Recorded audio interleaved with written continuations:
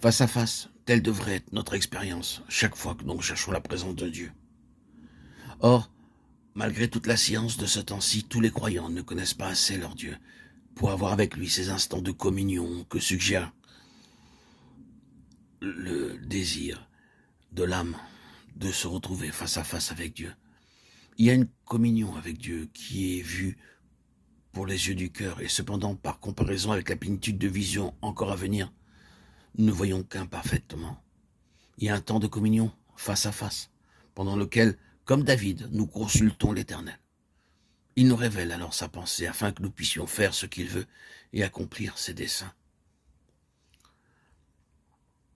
Pendant des heures matinales de recueillement, essayons de nous instruire sur ce qui concerne la communion avec Dieu, en étudiant la vie intérieure de Moïse et remarquons de quelle manière il fut conduit de la cour des pharaons jusqu'en la présence même du roi des rois. Depuis, il n'y a jamais eu de prophète en Israël comme Moïse, à qui Dieu parlait face à face. Cependant, Moïse avait été élevé dans le luxe d'une cour mondaine, païenne.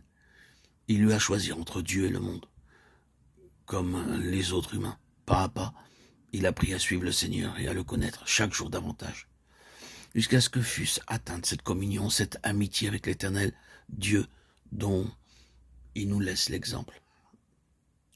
Dirons-nous qu'il était possible pour Moïse en son temps de parvenir à cette intimité face à face avec Dieu? Soit. Mais pour moi aujourd'hui, avec les façons de vivre si différentes de ce siècle, non, cela ne peut pas être. Ne pensez-vous pas que Moïse aurait eu bien plus de raisons que nous de tenir semblable langage? Tout était contre lui à cette cour égyptienne. Il aurait pu dire lui aussi, la vie patriarcale, celle des tantes, celle d'Abraham autrefois, était bien faite pour favoriser la communion avec Dieu. Mais l'Égypte, le monde au sein duquel je dois vivre, tout cela s'oppose à la vie de communion avec l'Éternel Dieu. Il est écrit dans l'Épître aux Hébreux que Moïse fut un serviteur fidèle sur toute la maison de Dieu, dont Christ est le Fils et l'héritier. Or, unis au Fils, nous avons la place d'enfant. Enfant, donc héritier de Dieu, co-héritier avec Christ. De sorte que cette communion face à face avec Dieu nous appartient par droit de nouvelle naissance. Si seulement nous sommes déterminés à connaître l'Éternel, le Saint-Esprit nous conduira de foi en foi, de gloire en gloire, jusqu'à ce que nous ayons avec Dieu une communion plus intime que celle du maître à serviteur, celle de père à fils. Cette communion face à face implique ceci.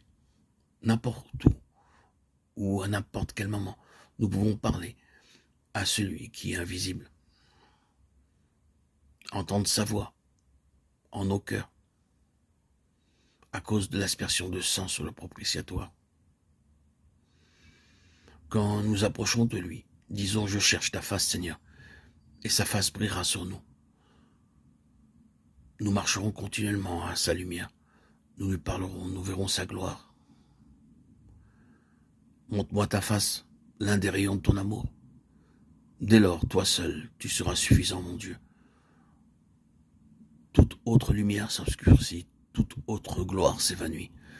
Les choses d'ici-bas s'enfuient. Quand tu resplendis, ô mon Dieu,